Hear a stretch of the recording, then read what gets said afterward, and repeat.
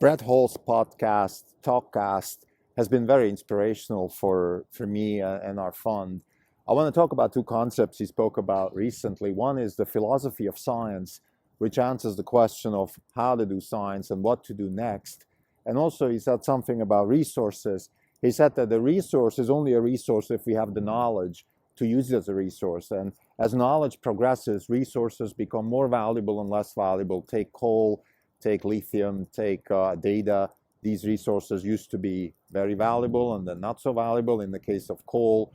And then with data, it used to be completely useless and now very valuable because we have knowledge, we have AI. I want to discuss these two things and just generally talk about the philosophy of investing, which barely anybody talks about. In my view, it's one of the most important things because if you don't actually ask yourself the question, what to do next, or why am I doing what I'm doing, then you just run the risk of wasting a lot of time and doing the wrong things. This is the Not Even Wrong podcast. It's January 14, 2021. This is Krim Delco. For today, we are up 3.4%. The market's up 30 basis points. For the year, up 28.5%. The market's up roughly 1.5%. We're outperforming by 27%. The market's still open, so things could change. I want to talk about this philosophy question first. So the philosophy of science, Brett Hall, he doesn't talk too much about it, but he said something that stuck to my mind, which was he said we need the philosophy of science to answer the question what we should do next or how we should be even doing science. So, for example, should we be focusing on the question of what is the fundamental theory of quantum mechanics? Is that worth asking? Because we have no answers. We don't know what actually underlies the nature of what we actually observe in physical experiments. And should we be pursuing that, or should we just neglect the fact that we don't know what the underlying forces of nature are? So those are philosophical questions that are absolutely important, and they transcend into scientific experiments and scientific work. They transcend into funding of universities. They transcend into hiring of grad students. These things are important. They make the difference. For example, Feyerabend's thesis that against method. So he's saying, let's not be too obsessed with authority and method. Method is just another word for authority. He's against that, very similar to Popper and David Deutsch. So, okay, fine. If we're against method, if we don't acknowledge authority the way maybe we should, or the way we innately think we should, well, then what should we do? I mean, how should I decide what to do next if I don't believe in authority? If I believe in some sort of anarchism in science, if I don't think that, let's say, Newton physics that's the authority, and then Planck comes along and says, no, it's quantum physics. Well, fine, quantum physics is the authority, fine, but then what is quantum physics? So where is the authority? What am I actually doing? Do I believe in differential equations? Do I believe in math? Is math correct? Should I question that? Is it just my imagination? I mean, at some point, I have to make a decision. What is authority? So these are very deep questions. And then there is the school of people that say, shut up and calculate. And then there's a school that said, no, don't shut up and calculate. Let's think about this. Let's try to find answers. And now let's discuss this a little bit when it comes to investing. So I think investing is more, I would say, it's a practical discipline. So there's a lot of shut up and calculate type people in this business. Who cares? Just do it. Just do your job, do your models, and make money. Well, you know what? It's not that easy. Just doing your job, maybe that's an easy thing to say, but making money doesn't necessarily translate from just doing your job. In fact, it doesn't, particularly on Wall Street. Wall Street analysts are notoriously bad at making money. They're not even in the business of making money. They're in the business of marketing their ideas, marketing the services of their firms, and not in the business of making money. So the business of investing, as far as we look at it from a philosophical perspective, it is highly correlated to our mission, which is generate wealth by investing in fundamentally new concepts and engineering practices with large impact. So we see ourselves in the business of generating wealth, and the way we do that is by finding fundamentally new concepts and engineering practices with large impact. This is our narrow world. This is the way we philosophically answer the question, what to do next. Let's find a fundamentally new concept and engineering practice that can actually have large impact. It will also lead towards wealth generation. Wealth is the measure of freedom is wealth. So we are generating freedom, and that is something that we believe is worth doing. So this is in a nutshell what we do. This is not very complicated. This is not rocket science in a sense. It's also not moral philosophy. This is what we decided we were going to do. I think everybody at some point has to sit down and think, well, why am I waking up? What is the purpose of me doing what I'm doing? And the purpose of me doing what I'm doing is, in my world, to generate wealth. I find wealth important because it gives me freedom to do what I think is the right thing to do. So it doesn't free me at all from responsibility. In fact, wealth and freedom increases my responsibility to do the right thing. I said this in a previous episode. I think it's a moral obligation to generate wealth if you have the opportunity. If you have the opportunity to do it, if this world offers you that opportunity, you have a moral obligation to do it. This is my personal view. I'm happy to discuss this in a different episode or in a talk or in a comment section, because I believe that not everybody has that opportunity. It is a function of the creativity and the work that you put in over your lifetime, which relates to your ability to generate wealth. Direct relationship. Sometimes it's talent and luck and this and that, but overall it is really driven by your choice of what you want to do and how you do it. I think it comes a little bit down the road of randomness and serendipity, because creativity is part of it, and creativity, I think we don't understand creativity that well, and that's why I think there's a bit of serendipity involved.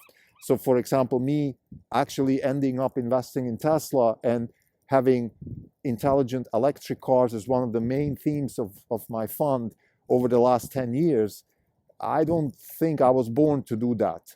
I think there was some serendipity there, but overall there was still a lot of linear hard work and decidable, actionable moments in that process. So it's certainly not all random or anything like that. That's what I'm trying to say here. But anyway, let's get back to our mission. So the philosophy of our fund is to generate wealth by investing in fundamental new concepts and engineering practices. So what how do we actually run this fund? Well, we spend a lot of time thinking about fundamental new concepts.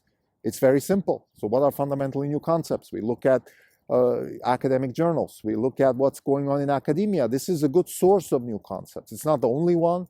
You can have artists, you can have people, let's say, in media, you can have, Joe Rogan is a new concept of media. I mean, it doesn't have to be a PhD in computer science or biology that comes up with new concepts. But we feel that the chance for us to make money is more in the realm of science. So what do? Roughly 10 years ago, we start doing, with the advent of open source, open courseware type offerings by MIT, Stanford, and other universities, Coursera. We start educating ourselves.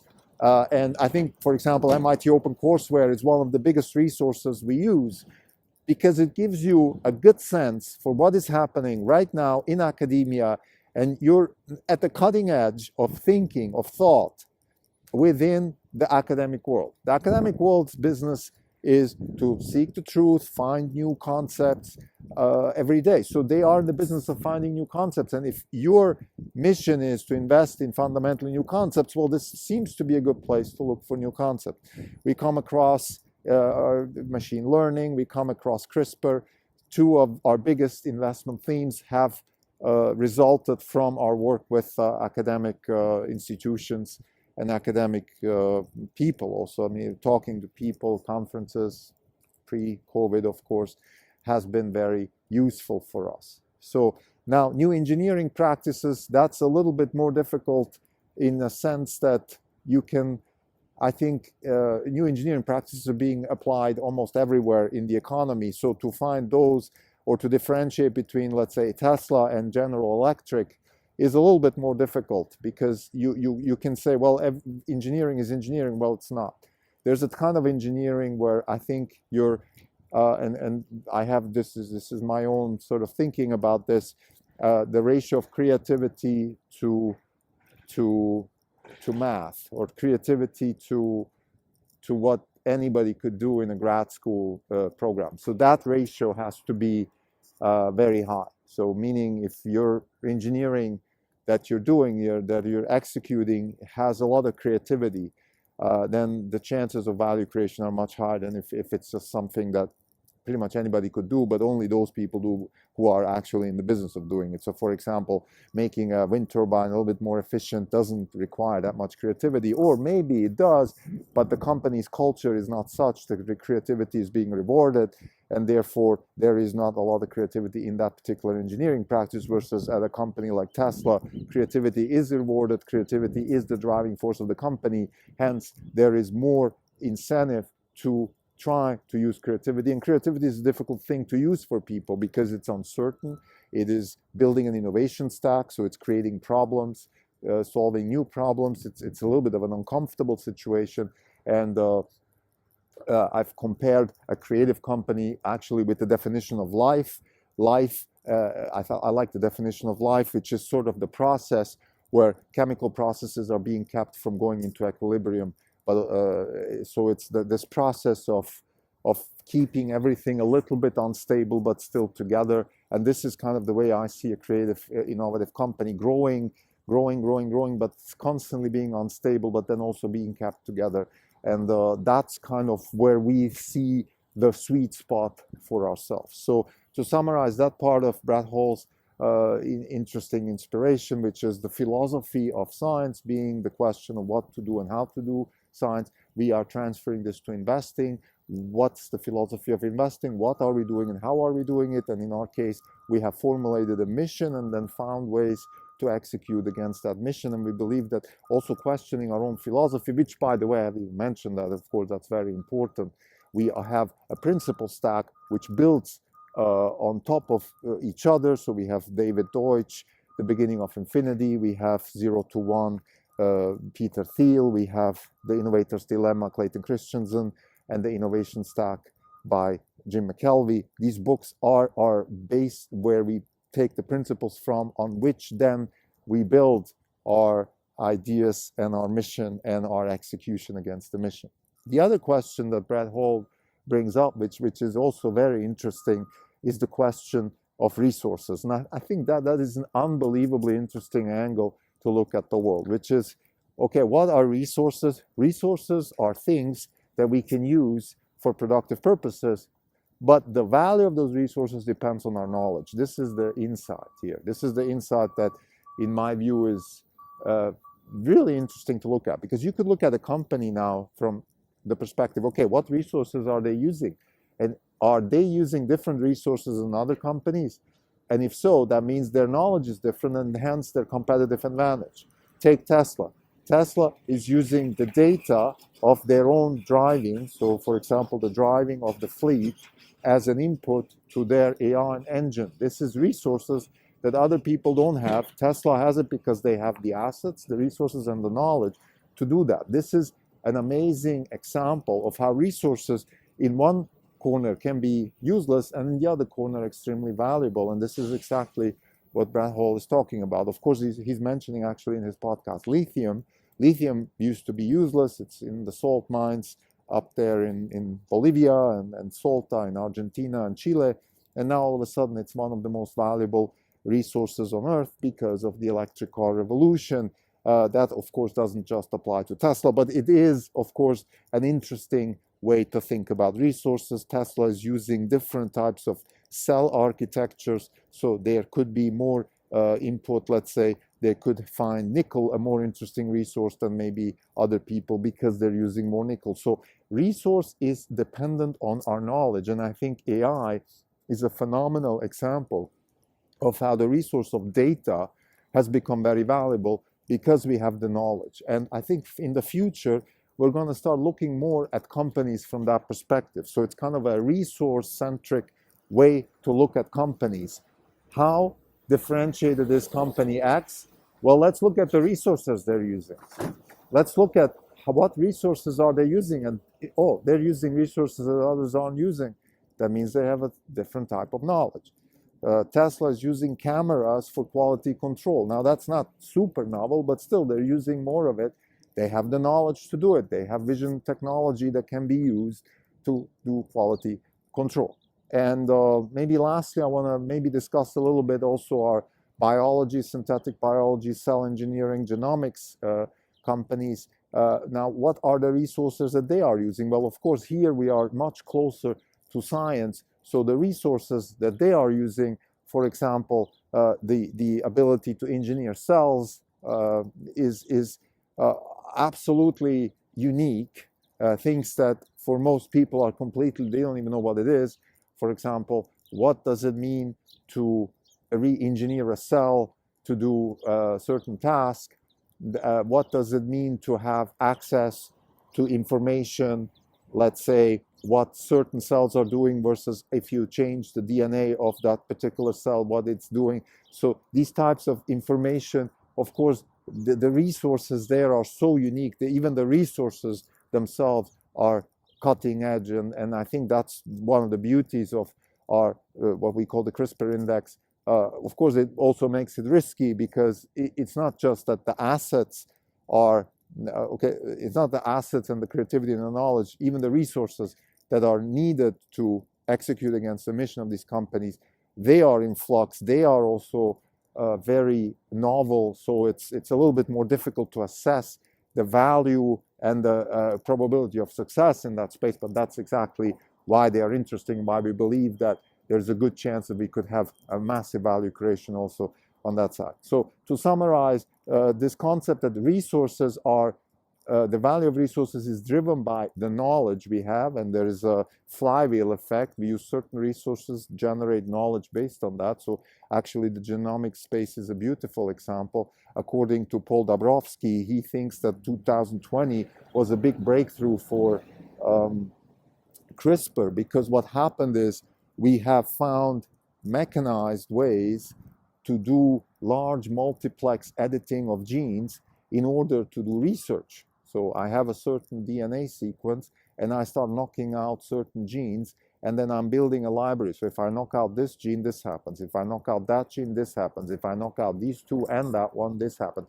So I start building libraries. So these are resources that, of course, nobody has even been able to assess because we didn't have the technology to do it. And now we have these resources because we have the knowledge, and that creates new knowledge and new resources. And this is amazing. This is so exciting. Thank you.